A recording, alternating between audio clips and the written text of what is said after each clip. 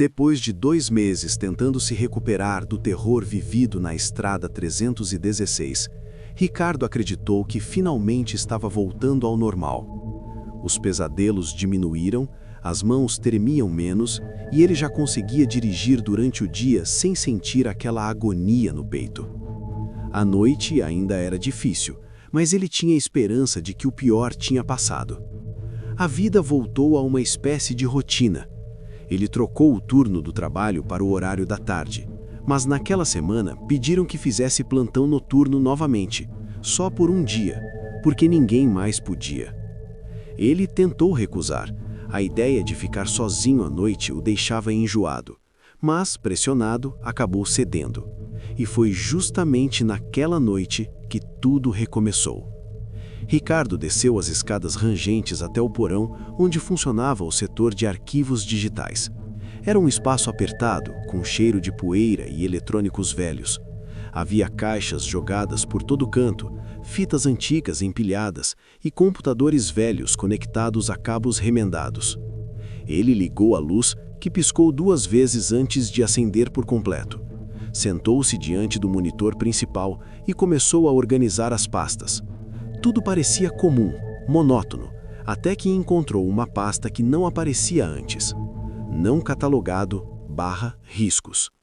Dentro dela havia apenas um arquivo, 04/17.mp4.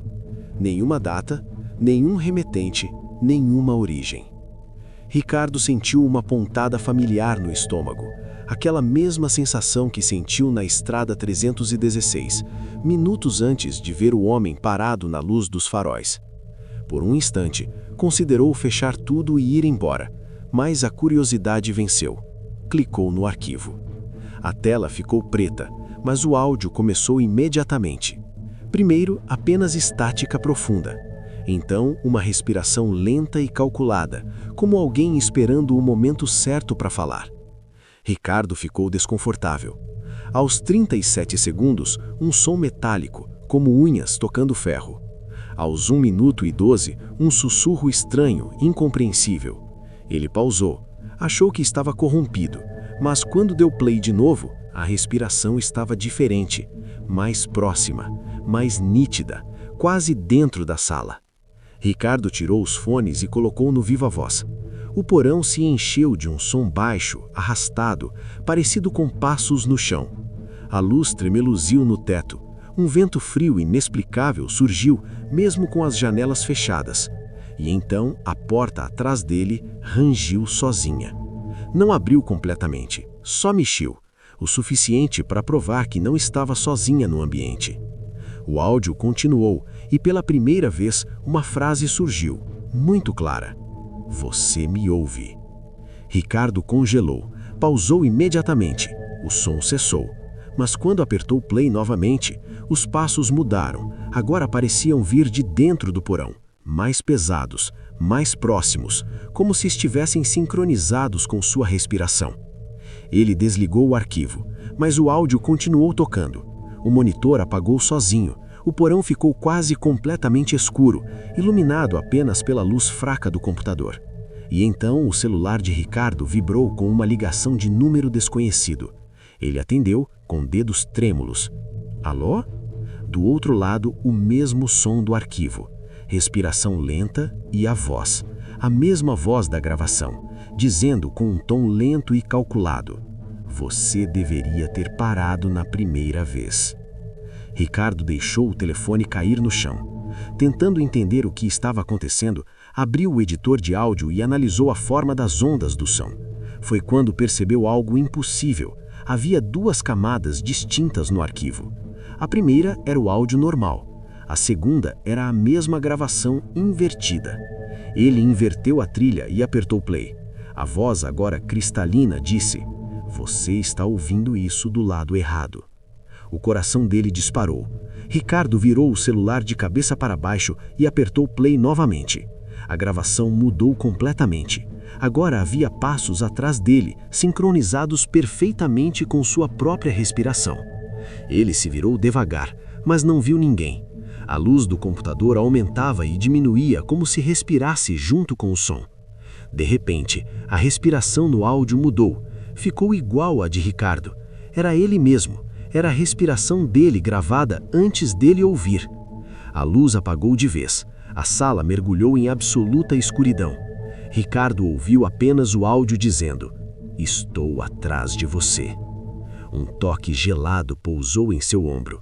Devagar, pesado, frio como metal. Ricardo virou-se lentamente. Não havia nada, mas a sensação permanecia. A gravação retomou com uma frase assustadora: 4 minutos e 17 segundos. Esse é o tempo que você tem. O contador do arquivo começou a reiniciar sozinho, voltando ao zero. O tempo parecia correr mais rápido, como se estivesse contando regressivo para algo. Ricardo tentou abrir a porta, trancada. Puxou com todas as forças. Nada. O contador marcava 2 minutos e 48 segundos. Ele empurrou um armário contra a porta.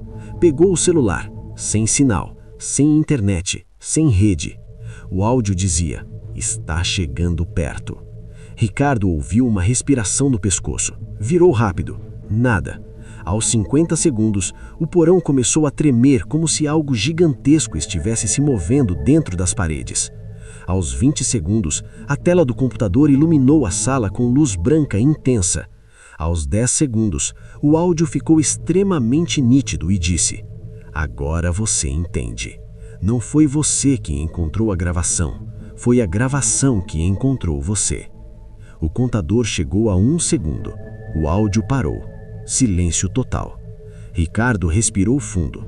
Achou que tinha acabado. Sentiu as pernas bambas. Pensou em correr escada acima. Mas, então, o celular vibrou novamente. Uma nova notificação. Um novo arquivo havia sido criado automaticamente. Nome do arquivo: 05/18.mp4. Ele abriu a pasta e lá estava.